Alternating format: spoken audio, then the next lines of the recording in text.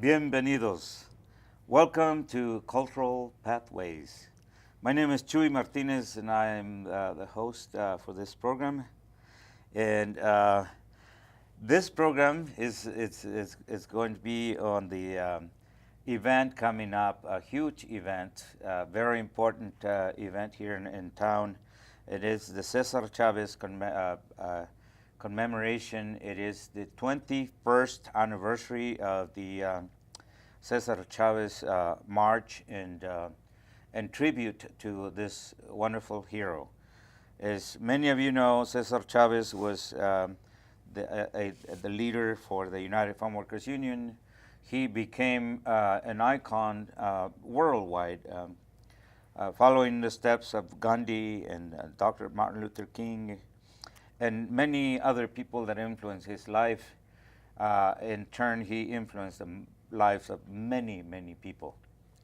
And I have with me Juan Reynosa and Denny Rivera from the Recuerda Cesar Chavez Committee. It's a local committee that's been around for 21 years, celebrating the life of this wonderful hero. I'm going to start with Juan. As we know, there's a lot of events going on, Yep. a lot of things happening. Tell us a little bit about the Friday day of service. Yeah, so the day of service is an event they do the day before the march out on Saturday, and this day of service this year is going to be the 5th annual that they've thrown. It's going to be at La Placita Gardens at the historic Sanchez Farms, so in the South Valley. And this is a great event because it involves youth, it involves a lot of different schools, and they go and do a day of service in honor of the legacy of Cesar Chavez, but also just to get their hands dirty and do some hands-on learning, which is very important. And so this year they have 7 schools participating, and last count they had about 265 students coming to the event, which is great. Wow. They wish they could have thousands of students, but it's they do with what they can, and I think the schools are very happy to be there this year. And just to get into some of the logistics of it, they usually start out with a blessing of all the tools and of the event, and a lot of the organizers say that's one of the favorite pieces that the youth love. They go and are able to participate in that. And then, they do a lot of different workshops. They set stations up across the farm. That way students can rotate throughout the farm and learn about a lot of different things. They do things like planting wildflowers. They'll do a sheep mulching workshop this year. I know Travis is going to be leading students along the acequia and talking about the history of acequias and how they work. People doing watershed models, talking about how to use hoop houses.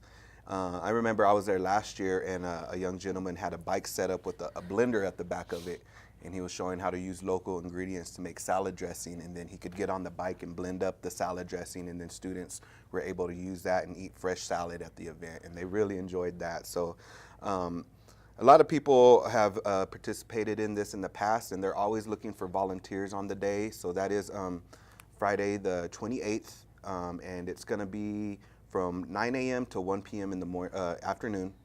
And, they are always looking for more people to be able to volunteer and help out with the event. So if you're interested in volunteering just to help make sure the event flows and to go have a good time, you can email Travis McKenzie at grovethefuture@yahoo.com. And, I'll definitely be there this year. I was there last year with a bunch of youth that I work with, and we had a really great time. There were some awesome guest speakers, a lot of different really cool cultural and art workshops as well.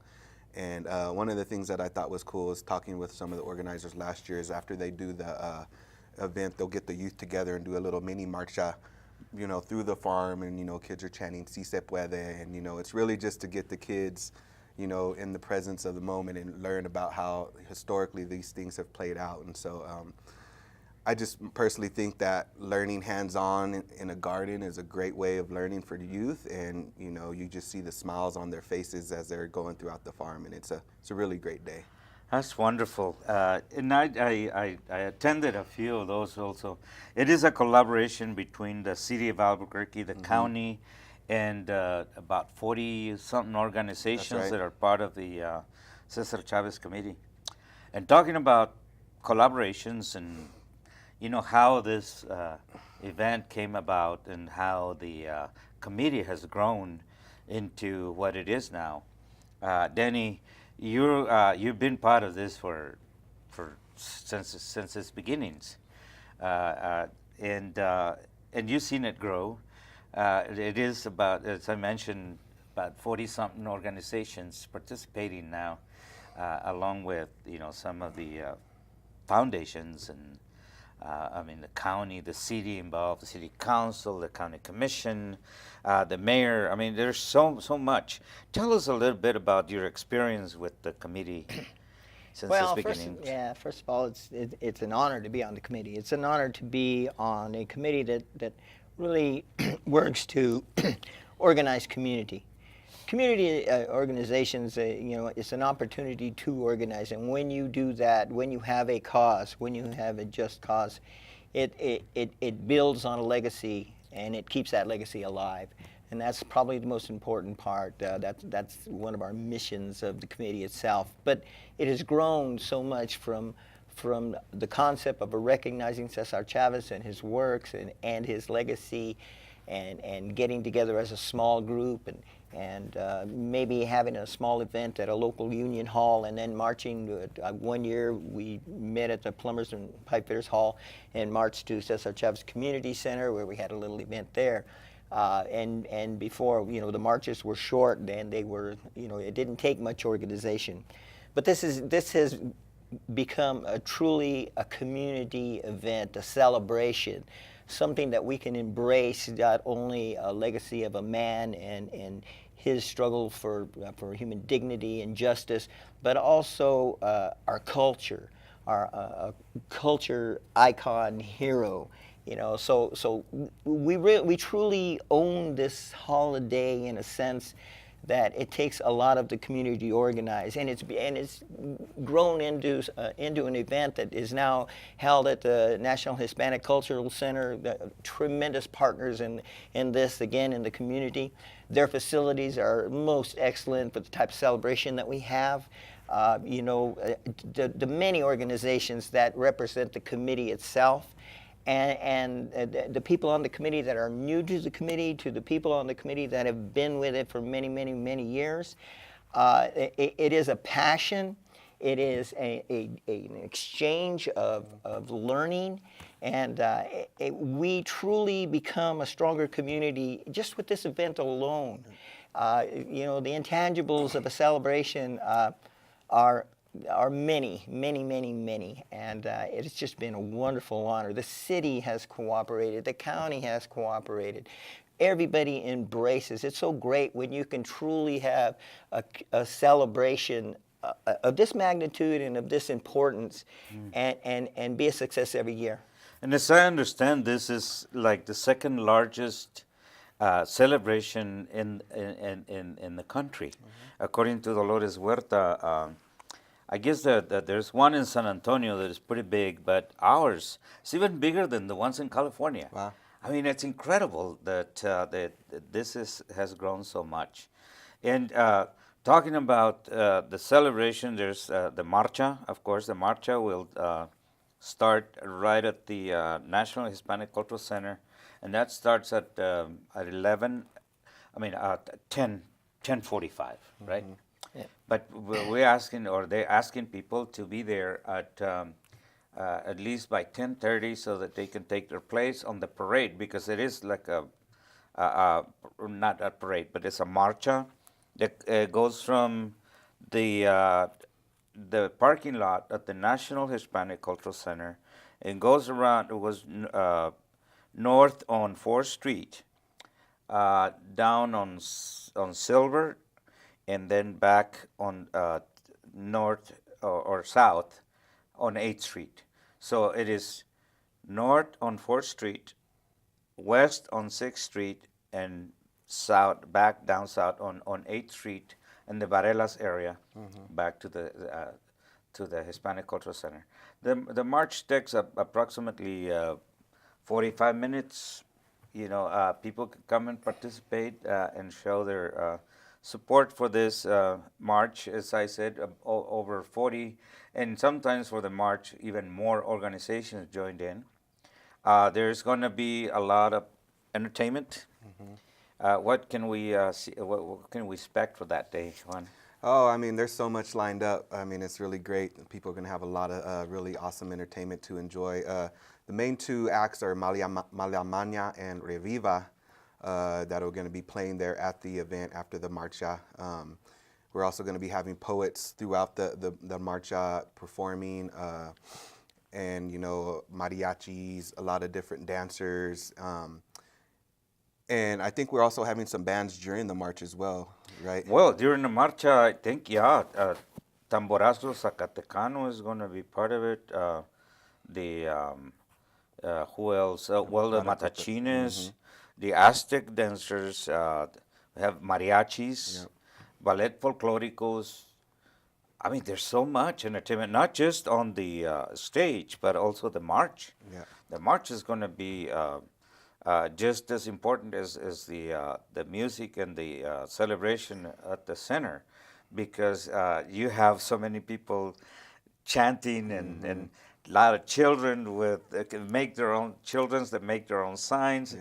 It's just as more than anything else. It's a celebration, and that's Amen. what I like. You know, it's not like a march that is a protest. It's more a celebration. Yeah. I mean, it's incredible when you celebrate an icon like Cesar Chavez, and truly, this group really follows the philosophy, the philosophy of peace and the legacy of service work, and that's one thing that I noticed that made a lot of difference with this, and that's why so many people participate. Yeah, I remember last year's march was really great. There was like so much good energy in the crowd. You know, so many different banners from county and city and to different organizations. People in there playing saxophones and drums, just getting the energy up. And I know once we passed by El Centro, their whole crew of youth were dressed up as butterflies and they came into the crowd, and I thought that was really beautiful. And, you know, you're right. You know, it's not anything like a protest. It's just a celebration of life and good vibes and community. And, you know, by the time we get back to the Hispanic Cultural Center, you know, people are already in a celebratory mode. And so then we move into the entertainment, see the bands, and honor some of our folks. And, you know, it's just a really great event. And, you know, having been a part of it the past few years, I just realized the importance to community it has, and, you know, why people should come and enjoy themselves there. Mm-hmm. And at the center, Danny, there's going to be other events aside from the entertainment, right? Children's activities, children's corners, and Yeah, we have a children's corner that keeps the kids busy, and you know, from face painting to I think somebody's even bringing a birthday cake, you know, and the children's corner isn't so crowded. At the children's corner, if you go to the children's corner, it's kind of like a little kid party. You know, it's not overwhelmed with children. It's just a bunch of kids having a good time for that little break that they have from our celebration over there. You know, getting back to the march, I'd like to say how the logistics of the march, meaning that people that participate in the march, we have the cultural center where you park, plenty of parking. You start the march, you go, and you end up back in the cultural center, which many marches that I've marched in, you march away from your car, and then you somehow got to find your way back. And this march has been designed so conveniently so for the people to participate. One other thing I'd like to say about the march is that it signifies the struggle. When in any of the movements that I've been in, there's been a march to explain the struggle of the people and the justice that is being sought. So it represents something so much. We are there to celebrate, but we are also there to represent and remember a struggle that is didn't just go on then, but goes on now. well, that's true, and that's another question I have for you.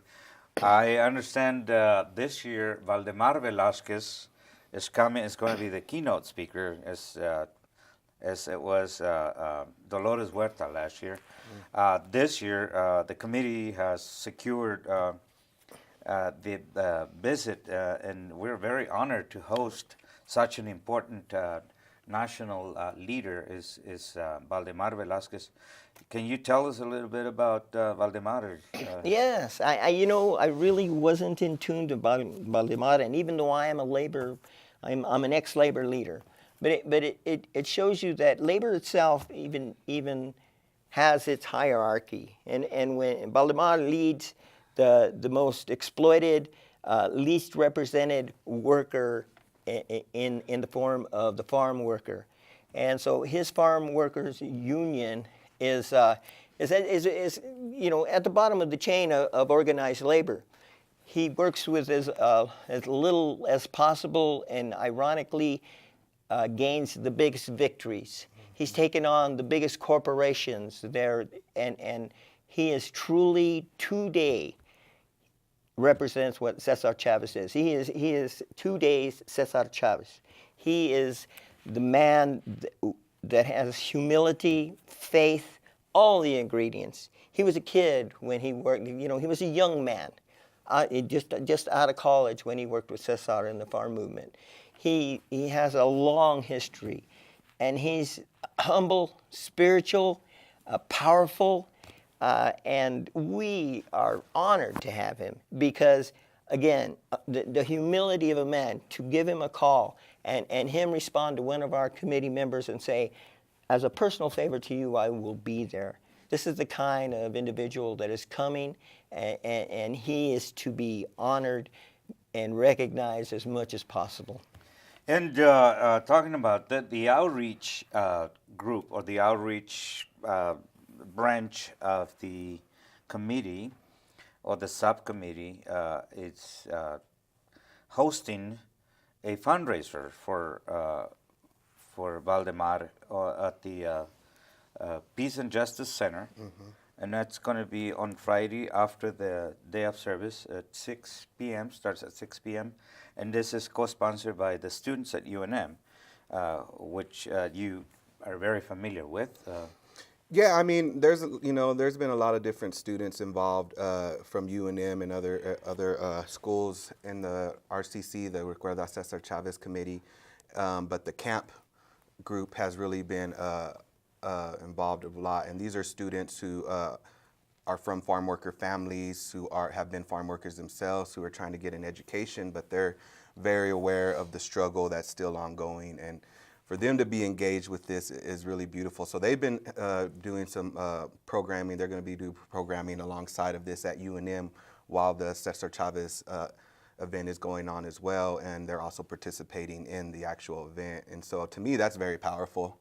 I know Mecha is going to be there on the day to be helping get things together and participating in the march. And so Chicano Studies program, and I mean, and that's really what this event is all about, is like youth have always been a part of these movements and a part of these struggles. And so it's just perfect for people from UNM and CNM to be engaged and also doing their own programming and being leaders at the school themselves too. Well, that's one of the things that impresses me, and Denny agrees with me on this because we talked about it, how strong and energetic this group is. They're all young people, and it's we sort of see ourselves as like the old timers, just there watching this group evolve, and I mean it's incredible the energy and the discipline that a lot of this young people have, because you have people from all over some even from all over the country that are part of the committee. Now there's the awards also that are given to individuals. Danny. Well, we reach out to the community so that we can find leaders within our community and recognize them. One of the most important things when working with community volunteers, people who stand out, go above and beyond their everyday lives to make change, is to give them recognition. And we have 2 awards that we give.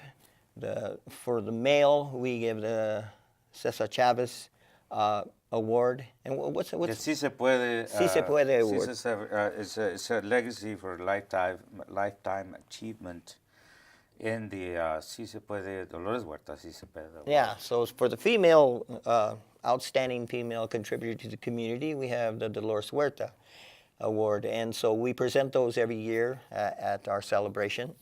And we, being community organizers and community activists, we reach out to those others and make sure that they are recognized. So we find 2 individuals that we can recognize on an annual basis. Mm-hmm.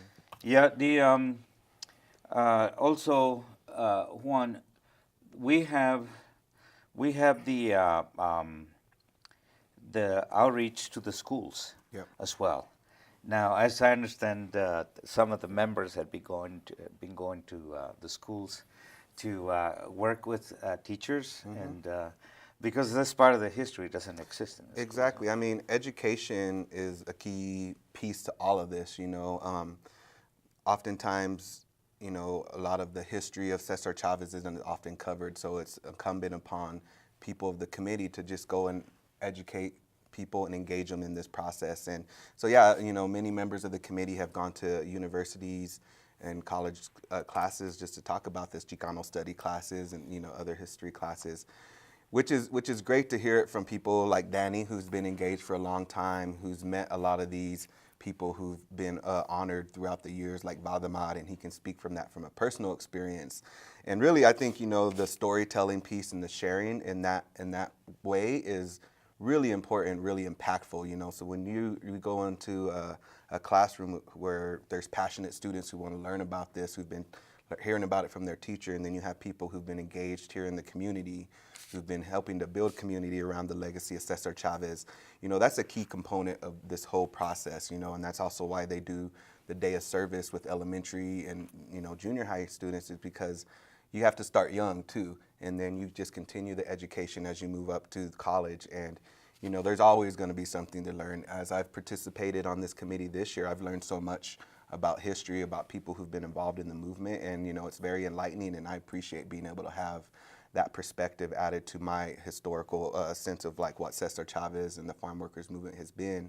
And so, yeah, you know, there've been a lot of outreach to schools, but also I've heard that, you know, some schools have reached out to us because they're teaching this in their classrooms too, which I just think is awesome. You know, the fact that they're taking upon themselves to teach the history and students, and I think that's why so many people are excited to come participate in the marcha, because then they can be a part of the history that has been built over time, and then the elementary students can actually be a part of a service day and, you know, recreate so much of the energy that was put into honoring this legacy. And so it's just a really beautiful way of doing that.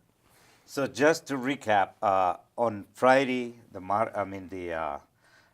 this day of service, and that's at the Sanchez Farms. That's sponsored by the city, the county, and you know, all the organization. Yeah, anyway, there's many organizations. organizations Cesar involved. Chavez Committee. And then on Saturday, of course, the march starts. People start gathering at what, around 10:30 or 10:30 a.m. And then go back to the center where the celebration will start. There's a number that people can call, and that's at the National Hispanic Cultural Center. They have all the information, because there's, as I understand, there's a need for volunteers also to decorate the plaza and to help set up chairs and tables and things. Yeah, one thing about volunteers, it takes a tremendous amount of volunteers, and actually it takes a tremendous amount of money to do this. And shout out goes to people who do that networking to get people to give us money, because we aren't funded anyway. You know, we're working on permanent funding little by little, but it takes a lot of money to pull this off and be successful. So a shout out to the volunteers that help us, because there's so many man hours put into this. Another, I'd like a recognition too to go to AmeriCorps and the Food Corps people, because they contribute tremendously to the day of service. Food Corps' mission is to educate people about nutrition and growing food and the value of proper nutrition and access to that food. And that's a break off from AmeriCorps, which is volunteers. These are Food Corps, and a tremendous amount of talent that gives us a lot of volunteer time. talking about food, there's going to be a lot of food, huh? Mm-hmm. So, Juan, what are we having for? Well, I for mean, that and day? that's the great part of the celebration. So you work up an appetite from the marcha, and then you get to come back to the Hispanic Cultural Center and enjoy great music. And then there's also going to be a few vendors there who are going to be selling some really great food. So I know in the past we've had people like Bocadillos and Mujeres en Acción, and we're going to have some very similar things to that this year. I know folks have talked about maybe bringing in Pot Fizz, which is one of the new paleta spots in town. And so I don't know if we have exactly who we're having this year, but it's definitely going to be a lot of the same folks, food trucks and people selling a variety of fruit from tacos and burritos to paletas and aguas, all the traditional delicious stuff you want to eat during the Cesar Chavez celebration. And it's just great because we're also going to be having organizations that are tabling. We want to create a space for all the people who participated to also engage the community there to learn about their issues. And so, when we're talking about building community, you build community around food, you build community around conversations and education, and you build community by participating together in something really good and positive. And so I think all of those elements are going to be there at the event. Not only that, we're supporting local businesses, which is very important. And yeah, I've tried out all those spots, and they're very delicious. And Wonderful. I think it's good. So yes, so the public are invited. The celebration is, as I said, on Saturday. It's from 10:30 a.m. the march, and then right at noon, the celebration starts with mariachis and ballet folclóricos, poets, music. As Juan mentioned, we have Reviva and Malamaña. They're going to be the sort of like the headliners in the afternoon. So please come and celebrate. Again, the number to get more information is 246-2261. That is at the National Hispanic Cultural Center, or go to the website? CesarChavezNM.org. CesarChavezNM.org. Again, I want to thank Juan Reynosa, a member of the Recuerda Cesar Chavez Committee, and Danny Rivera, also a co-chair of the Cesar Chavez Committee. My name is Chuy Martinez, and this is Cultural Pathways.